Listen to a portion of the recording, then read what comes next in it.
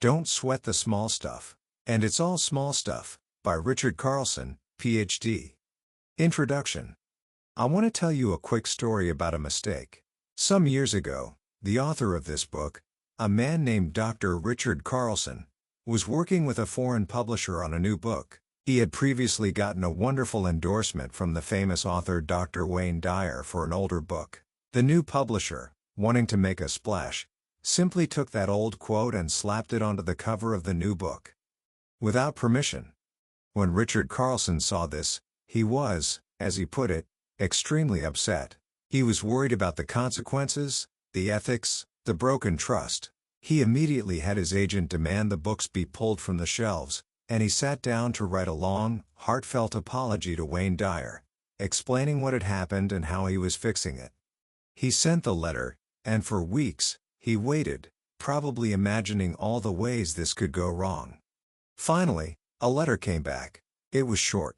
It said, "Richard, there are 2 rules for living in harmony. 1, don't sweat the small stuff, and 2, it's all small stuff." Let the quote stand. Love, Wayne. That was it. No lectures. No threats. Just peace. That single, graceful moment was the seed for the book we're going to explore today. Don't Sweat the Small Stuff. And It's All Small Stuff. This isn't just a book, it's a phenomenon. It became the 1 best-selling book of the year in the United States and went on to sell over 25 million copies worldwide. And it was written by a man who wasn't a monk or a guru, but a regular person, a PhD and a stress consultant, who saw that he, and almost everyone around him, was living life as if it were one great big emergency. We overreact, we blow things out of proportion, we get irritated and annoyed, and we let tiny insignificant moments steal our peace. What Richard Carlson did was create a collection of 100 simple, gentle reminders to pull us back to center. And the bold promise of this book is that you don't need to fundamentally change who you are to find inner peace. You don't need to move to a mountaintop. You just need to change your relationship with your thoughts. You just need to learn to stop sweating the small stuff. By the end of our time together, you'll understand the simple ways to keep the little things from taking over your life. You'll have a new set of tools to find calm in the middle of chaos. And you'll see why letting go of the small stuff doesn't mean you stop achieving. It means you finally clear the path to achieve what truly matters. Book summary. So, where do we begin? The core idea of this entire book is right there in the title. We spend our lives sweating the small stuff. We get angry at the driver who cuts us off. We get frustrated waiting in a long line. We get into arguments over things that, in the grand scheme of things, just don't matter. Richard Carlson says that so many of us live our lives as if they were one giant emergency. We rush around, our minds are cluttered, and we're always trying to solve one problem after another. And because we treat everything like a big deal, our life becomes a series of big deals. We end up stressed, anxious, and we lose touch with the magic and beauty of life. The first step to changing this is to simply adopt a new perspective. It's a shift in how you see the world.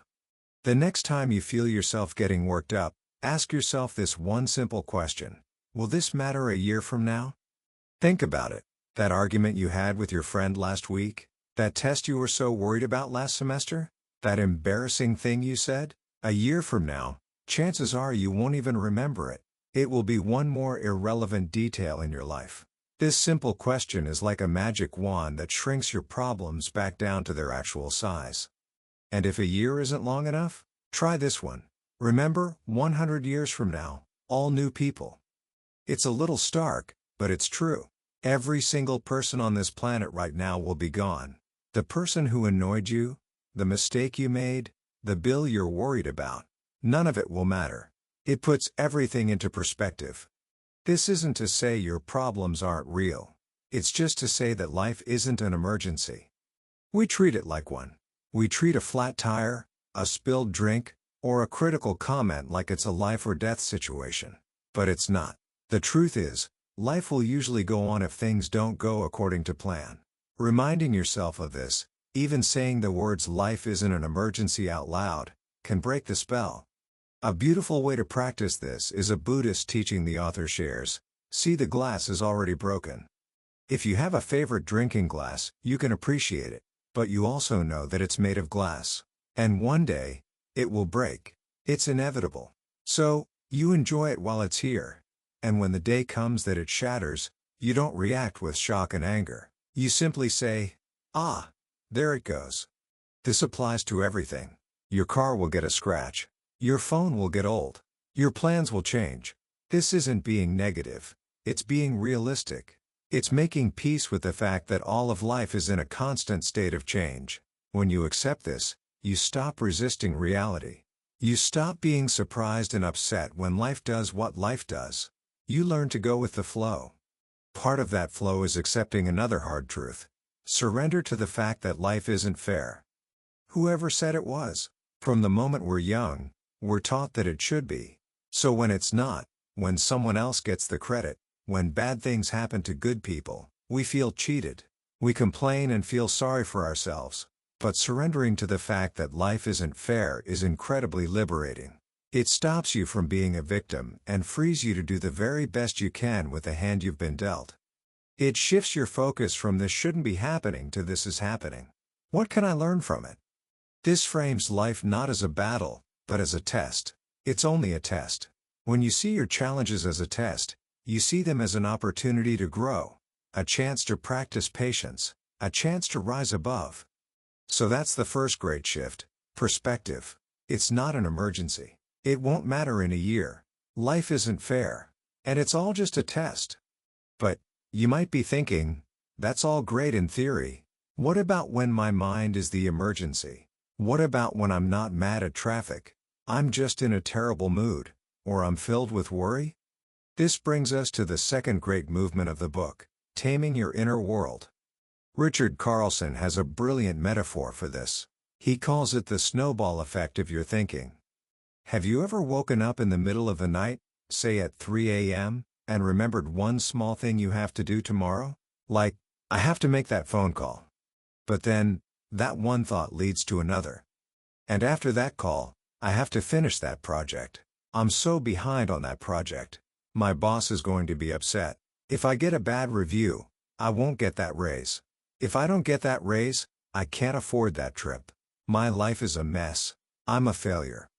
And on it goes. One tiny snowflake of a thought rolls downhill, picking up speed and more snow, until it's a giant, crushing avalanche of anxiety, all from one tiny, innocent thought. The author says the solution is to notice what's happening in your head before the snowball builds momentum. The moment you catch yourself starting to rehearse that imaginary argument or build that list of worries, you just stop. You consciously nip it in the bud. You say, "Phew, there I go again." And you gently stop the train of thought. Because here's the secret: you have to realize the power of your own thoughts. This is one of the most important lessons you will ever learn. Your feelings don't just happen to you. Your feelings are the result of your thoughts. Try it. Try to feel angry right now without first having an angry thought. Try to feel stressed without having a stressful thought. You can't. It's impossible.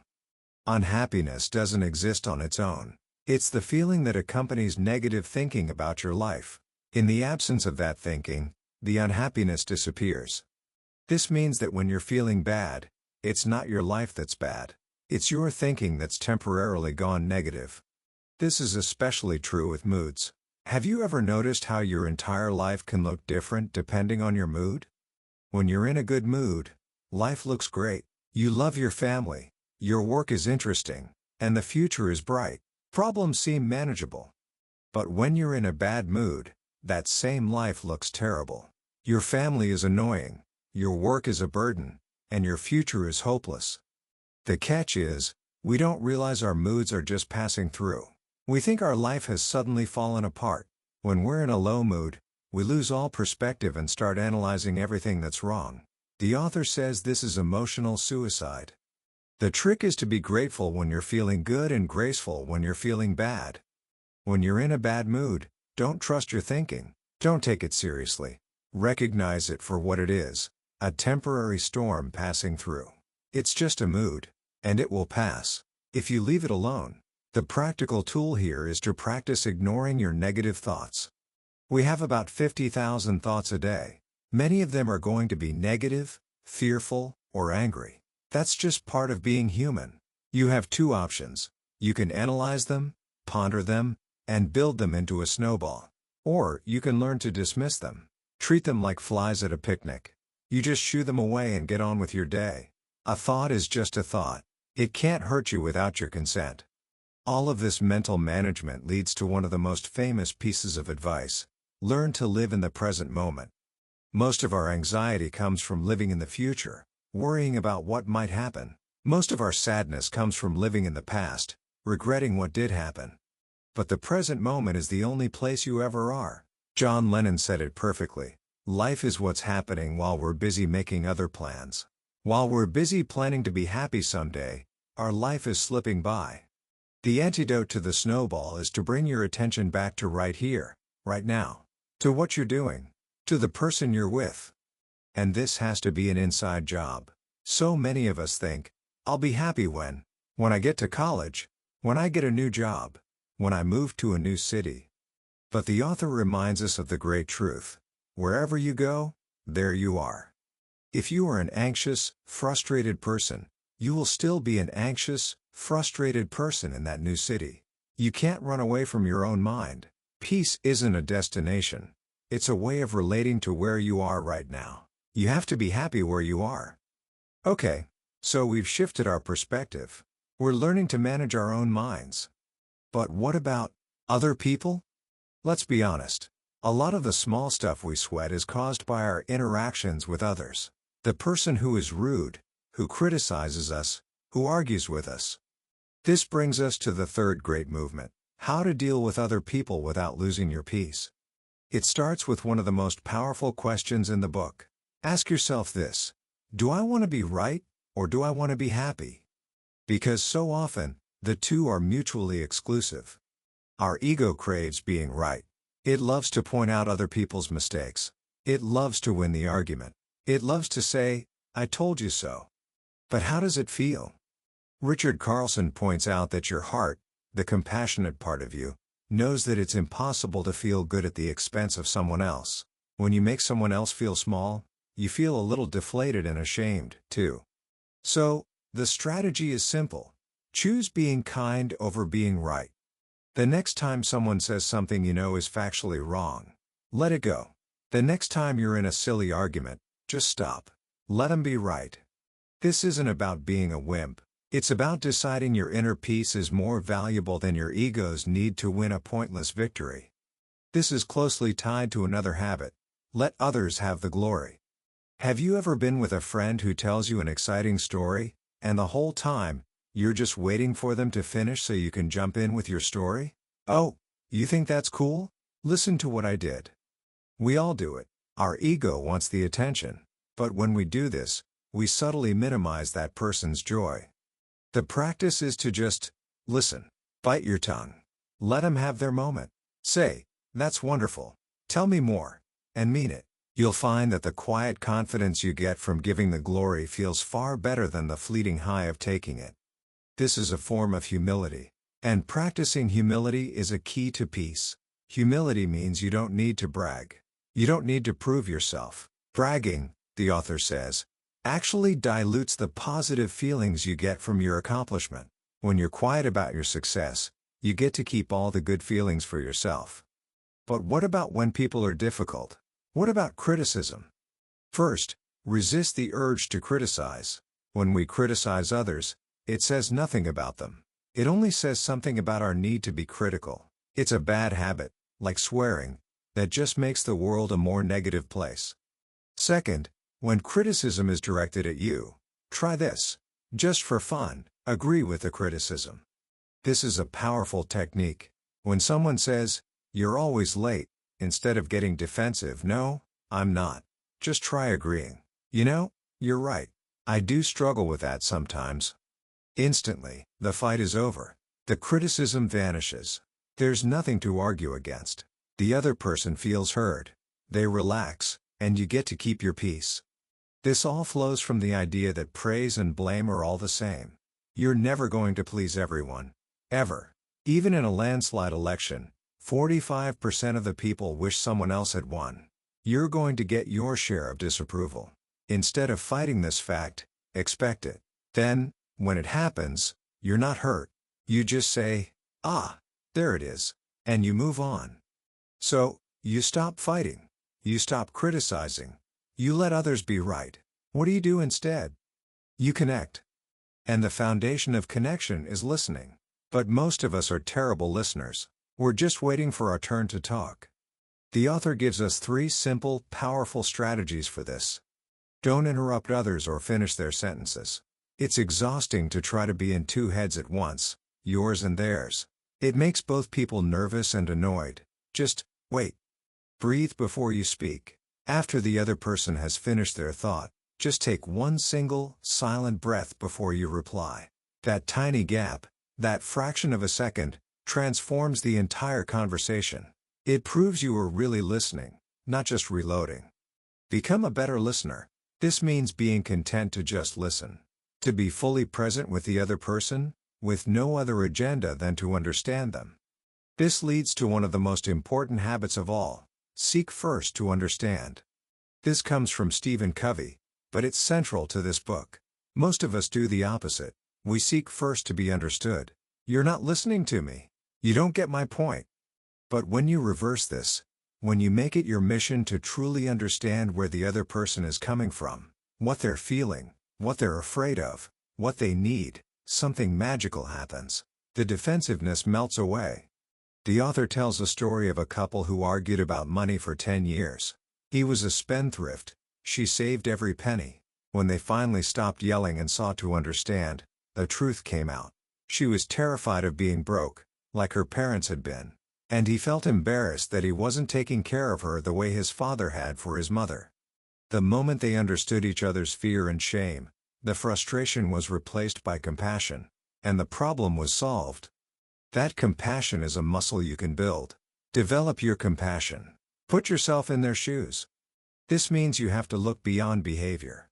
When that postal clerk is moving painfully slowly, he's probably not trying to ruin your day. He's probably just having a bad day, or maybe he hates his job. See the innocence behind the behavior. A wonderful way to practice this is to become an anthropologist.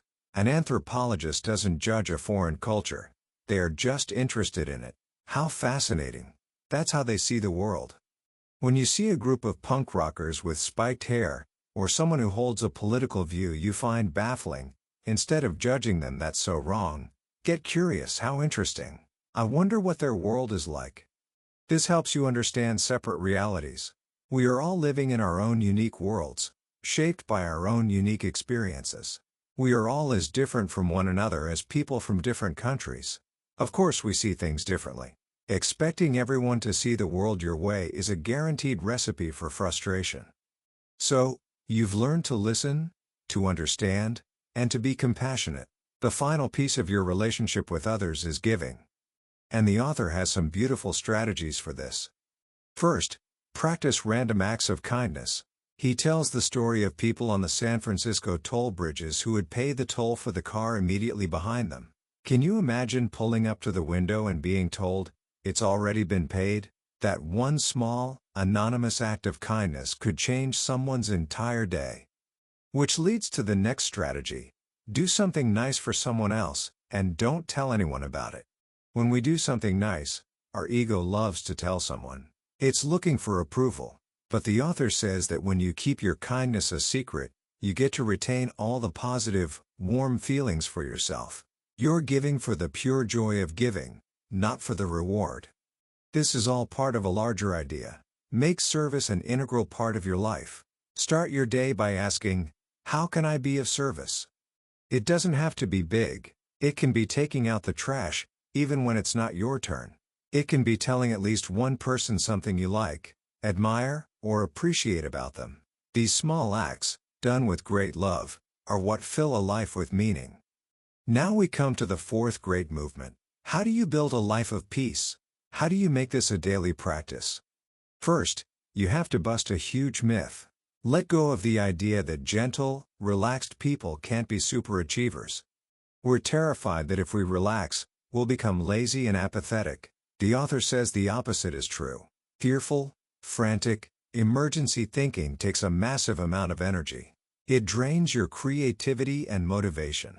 True success comes despite your stress, not because of it. Inner peace makes you more focused, more creative, and more effective. The second myth you have to bust is that you need to get everything done. Remind yourself that when you die, your in-basket won't be empty.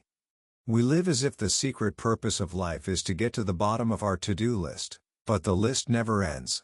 As soon as you check one item off, 3 more appear. The nature of an in-basket is to have things in it. A full basket means your time is in demand. When you die, there will still be unfinished business. And you know what? Someone else will take care of it. So, stop obsessing. Make peace with imperfection. The need for perfection and the desire for inner peace are in direct conflict. Instead of focusing on what's wrong, be grateful for what's right. From this foundation, you can start to build new habits. The most important one? Become more patient. Impatience is just a form of stress. The author, a writer, shares how his young daughter would often walk into his office and interrupt his work. His old reaction would be to get frustrated. I'm losing my train of thought. But his new practice was to see the innocence in her behavior. She wasn't trying to ruin his work. She was coming to see him because she loves him. When he remembers that, his irritation melts, and he's just a father who is lucky to have a daughter. You can create patience practice periods. Start small. Say to yourself, for the next 5 minutes, I will not let anything bother me. I'll just be patient. You'll be amazed that you can do it. And that success will feed on itself. A counterintuitive strategy for this is to lower your tolerance to stress. This sounds crazy. We're taught to raise our tolerance. We admire people who can handle tons of stress, but the author points out that people with a high tolerance for stress are always under a high amount of stress. Their level of stress simply rises to meet their tolerance. The solution is to do the opposite. Notice your stress early, when it's just a small snowball. When you feel your mind speeding up, that's your signal to back off, take a breath, and regain your bearings before it gets out of control. This is all part of choosing your battles wisely. Life is full of opportunities to argue. Most of them are not worth the energy. Is it really important to prove you're right about which movie to see? Let it go. Save your energy for the very few battles that truly matter. But what about all the doing? We are a culture of human doings, not human beings. The solution? Allow yourself to be bored. Just for a few minutes. Do nothing. Stare out the window. Just be. At first, you'll feel anxious. Your mind will scream for something to do. But if you just sit with the boredom, the author promises it will be replaced with a deep sense of peace. Your mind, like your body, needs a break. And finally, you must schedule this peace. Become an early riser. Get up an hour before anyone else. This is your time. The phone isn't ringing. No one is making demands. You can schedule time for your inner work during this golden hour. Pay yourself first, spiritually. What do you do with that time? You can quiet the mind through meditation. Just 5 minutes of focusing on your breath. Or you can take up yoga, which the author calls a tremendous stress reducer that balances the body and mind. You can read, you can reflect, you can just enjoy the quiet. This one habit, he says, can be the single most important change you ever make. Because when the rest of your day starts, you're not running on empty. You've already filled your own cup. This brings us to the final, and most important theme of the book. The ultimate antidote to all the small stuff. It comes down to 2 things: gratitude and love. First, think of what you have instead of what you want. This is the secret to contentment. Most of us live in a state of I'll be happy when I get that car, that grade, that relationship. But as soon as we get it, our mind just moves the goalpost. The more is better thinking guarantees we'll never be satisfied. The only way to be happy is to change your thinking from what you want to what you have. Instead of complaining about your job, be grateful you have one. Instead of wishing your parents were different, think about their good qualities. Spend a moment every day thinking of someone to thank. This simple act gears your mind toward gratitude and makes it almost impossible to feel anything but peace. And where gratitude lives, love is not far behind. Spend a moment, every day, thinking of someone to love. Just wake up, close your eyes, and ask, Who shall I send love to today? An image will pop into your mind. A friend. A family member. A stranger. Just wish them a day filled with love. This, the author says, sticks with you for hours. But don't just think it. Do it. Tell 3 people today how much you love them. The author quotes Stephen Levine, who asks, if you had an hour to live and could make only one phone call, who would you call? What would you say? And why are you waiting? We all wait. We act like we have forever. We don't. This is the ultimate goal. To fill your life with love. And the secret to this is to stop waiting for love and to start being a source of love. Be the first to reach out. Be the one who is kind. Be the one who listens. The more love you give, the more you will find you have. Which brings us to the 100th and final strategy. The one that ties everything together. Live this day as if it were your last. It might be. We don't know when our time is up. We live as if we're immortal, postponing the things that matter most, telling people we love them, taking that hike, writing that letter, forgiving. This isn't a prescription to be reckless. It's a reminder of how precious life is. It's a reminder to be present, to be grateful, to be kind. It's a reminder to not waste one more precious moment. Sweating the small stuff. Commentary. When you really step back and look at Don't Sweat the Small Stuff, you realize its genius isn't in a complex new system. Its power is in its profound, gentle simplicity. This book isn't a mountain you have to climb. It's a series of 100 small, quiet reminders that you can pick up and use at any moment. There's no 12-step plan. There's no intimidating framework. It's just wisdom. What Richard Carlson did so beautifully was to take these ancient, timeless truths, from Buddhism, from psychology, from common sense, and make them accessible for our busy, modern, stressed-out lives. The core message, the one that runs through every single page, is this: your inner peace is your choice. We are so often convinced that our happiness is dependent on external things. On traffic, on other people's opinions, on our bank account, on our to-do list. This book is a powerful declaration of independence. It gently takes you by the shoulders and reminds you that you are the one in charge of your mind. You are the one generating your feelings. And you are the one who can choose, in any given moment, to let go. This is, I think, one of the most liberating ideas a person can ever encounter. You are not a victim of your thoughts. You are the listener. You are not the storm. You are the calm eye of the storm. So, how can you start practicing this today? Not 100 things, just 3. First, try the 1-year test. The very next time you feel yourself getting angry or frustrated about anything, pause and ask yourself that one question: will this matter a year from now? Feel the problem shrink. Second, catch the snowball.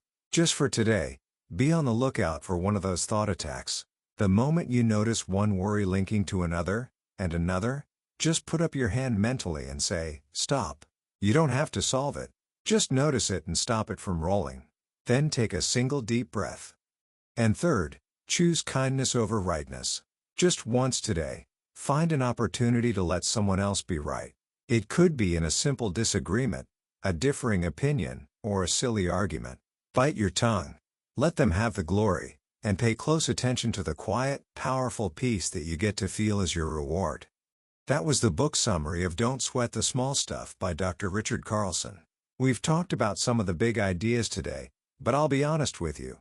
A summary can only ever be a map. It's not the journey.